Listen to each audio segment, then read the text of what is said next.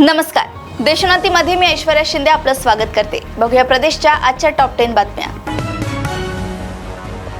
देशभरात आज यूपीएससी साठी प्रीलियम परीक्षा होत असून छत्रपती संभाजीनगरमध्ये तब्बल 50 विद्यार्थ्यांना या परीक्षेपासून वंचित राहावं लागलंय।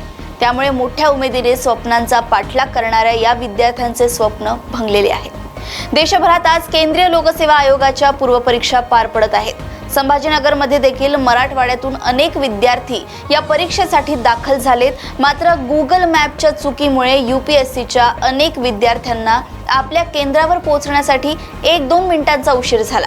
त्यामुळे विद्यार्थ्यांना परीक्षेपासून वंचित राहावं लागलंय। शहरात जवळपास 50 विद्यार्थ्यांना परीक्षेपासून वंचित राहावं लागलंय। त्यावेळी अनेक विद्यार्थिनींना अश्रू अनावर झाल्याचं दिसून आलं। सोलापूर लोकसभा निवडणुकीनंतर अनेक राजकीय नेते विधानसभेच्या तयारीला लागले आहेत। दक्षिण सोलापूर मतदारसंघात नाना पटोले यांचे कट्टर समर्थक व माजी आमदार दिलीप माने यांनी महत्त्वपूर्ण माहिती दिली आहे। जनता ही भाजपच्या आमदारांना आणि भाजपच्या सरकारला वैतागली आहे।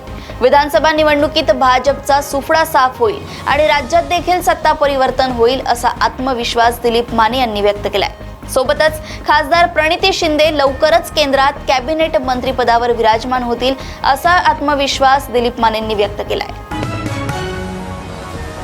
महायुतीमध्ये गेल्या काही दिवसांपासून आपल्या वक्तव्यांनी आणि रोखठोक भूमिकेने नाराजी ओढवून घेतलेल्या आणि नाशिक लोकसभेला इच्छुक असूनही संधी न मिळाल्याने स्वतः नाराज असलेल्या अजित पवार गटाचे नेते छगन भुजबळ यांना मुंबई सत्र न्यायालयाने झटका दिलाय। कलिना भूखंड गैरव्यवहार प्रकरणामध्ये छगन भुजबळ यांना मुंबई सत्र न्यायालयाने तंबी देताना पुढील सुनावणीला हजर राहण्याचे आदेश दिले आहेत। सुनावणीला गैरहजर राहिल्यास वॉरंट बजावण्याचा इशाराही सत्र न्यायालयाकडून देण्यात आलाय। राज्यात आता मराठा विरुद्ध ओबीसी वाद पुन्हा चिघळण्याची शक्यता आहे। सरकारने 10% आरक्षणाची तरतूद करून सुद्धा ओबीसीतून आरक्षण देण्याच्या मागणीवर मनोज जरांगे पाटील अजूनही ठाम आहेत। तर सगळे सोयऱ्यांची तरतूद करण्यासाठी देखील जरांगेंनी सरकारकडे तगादा लावलाय। याविरुद्ध ओबीसी नेत्यांनी देखील उपोषणाचे हत्यार उपसले आहे। मराठा समाजाचा ओबीसी मध्ये प्रवेश करण्याला विरोध दर्शवत वडीगोद्री येथे लक्ष्मण हाके आणि नवनाथ वाघमारे यांनी उपोषण सुरू केलंय। दोन्ही नेत्यांच्या या भूमिकेला ओबीसी बहुजन पार्टीचे अध्यक्ष प्रकाश अण्णा शेंडगे यांनी देखील पाठिंबा दर्शवला आहे। ओबीसी आरक्षणाला धक्का लागणार नाही हे सरकारने लेखी द्यावं यासाठी प्राध्यापक लक्ष्मण हाके आणि त्यांचे सहकारी नवनाथ वाघमारे हे उपोषण करत आहेत। आज त्यांच्या उपोषणाचा 4था दिवस आहे। या दोघांचीही तब्येत आता खालावली आहे। लक्ष्मण हाके यांचा बीपी वाढलाय। डॉक्टरांच्या पथकाकडून दोघांचीही तपासणी करण्यात आली आहे। शिक्षण हक्क म्हणजेच आरटीई कायद्याअंतर्गत खाजगी शाळांमध्ये देण्यात येणाऱ्या प्रवेशाची यादी 13 जून रोजी प्रसिद्ध होणार होती। मात्र आरटीईचे संकेतस्थळच खुले होत नसल्याच्या तक्रारींमुळे पालक आणि विद्यार्थ्यांचा हिरमोड झालाय। त्यावर तांत्रिक कारणांमुळे यादी प्रसिद्ध करण्याची प्रक्रिया सुरू झाली नसल्याचे शिक्षण विभागाकडून सांगण्यात आले। परिणामी आरटीई अंतर्गत प्रवेशाची यादी लांबणीवर पडली आहे। शिक्षणाचा हक्क कायद्याअंतर्गत खासगी इंग्रजी माध्यमांच्या शाळांमध्ये 25% जागांवर प्रवेशाची प्रक्रिया बारगळली आहे। या संदर्भात न्यायालयात याचिका दाखल असल्याने सोडत जाहीर करूनही शिक्षण विभागाने तपशील जाहीर केला नाही। न्यायालयाच्या आदेशानुसार सोडत जाहीर करणार असल्याची भूमिका शिक्षण विभागाने जाहीर केली आहे। त्यामुळे सध्या तरी न्यायालयात याचिका आणि रखडली प्रवेश प्रक्रिया अशी या योजनेची स्थिती झाली आहे। राज्यातील आगामी विधानसभा निवडणूक महाविकास आघाडी एकत्रितपणे लढणार हे स्पष्ट झाल्यानंतर आता शरद पवार कामाला लागले आहेत। शरद पवार यांनी आता विधानसभा निवडणुकीसाठी चक्रव्यूह रचायला सुरुवात केली आहे। त्यासाठी शरद पवार यांनी राष्ट्रवादी काँग्रेसच्या पदाधिकाऱ्यांना महत्त्वाचा सांगावा धाडलाय। येत्या 2 दिवसांमध्ये राष्ट्रवादी काँग्रेस लढवू इच्छित असलेल्या विधानसभा जागांची माहिती शरद पवार यांनी पक्षाच्या पदाधिकाऱ्यांकडून मागवली आहे। ही माहिती मिळवल्यानंतर शरद पवार विधानसभेच्या किती जागांवर दावा सांगणार याकडे राजकीय वर्तुळाचे लक्ष लागले आहे।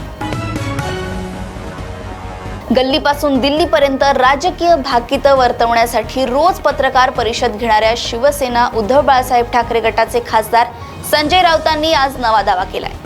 लोकसभा अध्यक्षांची निवड झाल्यावर पंतप्रधान नरेंद्र मोदी आणि गृहमंत्री अमित शहा ही जोडी नितीश कुमार आणि चंद्राबाबू नायडू यांचा पक्ष फोडतील असा दावा राऊतांनी केलाय। चंद्राबाबू नायडूंनी लोकसभा अध्यक्षपदाची मागणी केल्याचं कानावर आल्याचं राऊत आवर्जून म्हणाले आहेत.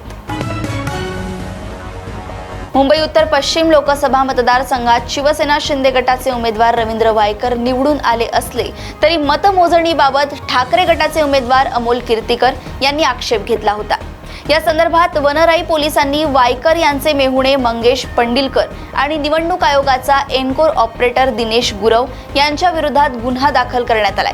आता तपासात पंडिलकर ईव्हीएम यंत्राशी जोडलेला मोबाईल फोन वापरत असल्याची धक्कादायक माहिती समोर आली आहे. पोलिसांनी त्यानुसार इतर उमेदवारांचे जबाब नोंदवले असून लवकरच या प्रकरणी अटक वॉरंट जारी करण्यात येणार आहे. राज्याच्या काही भागात चांगला पाऊस झालाय, त्यामुळे पेरणीच्या कामांना वेग आला आहे. दरम्यान काही भागात अद्यापही पेरणी योग्य पाऊस झाला नाही, त्यामुळे शेतकऱ्यांना अजूनही पेरणी योग्य पावसाची प्रतीक्षा कायमच आहे. दरम्यान बुलढाणा जिल्ह्याच्या जळगाव जामोद तालुक्यात पेरणीला सुरुवात झाली आहे, तर जिल्ह्यातील इतर तालुक्यांमध्ये अजूनही पेरणी योग्य पाऊस झाला नाही. दरम्यान शेतकऱ्यांनी योग्य पावसाशिवाय पेरणीची घाई करू नये असं आवाहन कृषी अधीक्षक मनोज कुमार ढगे यांनी केलंय. प्रदेशातील अशाच टॉप 10 बातम्या जाणून घेण्यासाठी बघत रहा देशोन्नती. आणि अजूनही तुम्ही आमच्या चॅनलला लाईक आणि सबस्क्राईब केलं नसेल तर लगेच लाईक आणि सबस्क्राईब करा आणि बघत रहा देशोन्नती. नमस्कार. ठळक घडामोडींसाठी देशोन्नती न्यूज चॅनलला सबस्क्राईब करा आणि बेल आयकॉन प्रेस करा.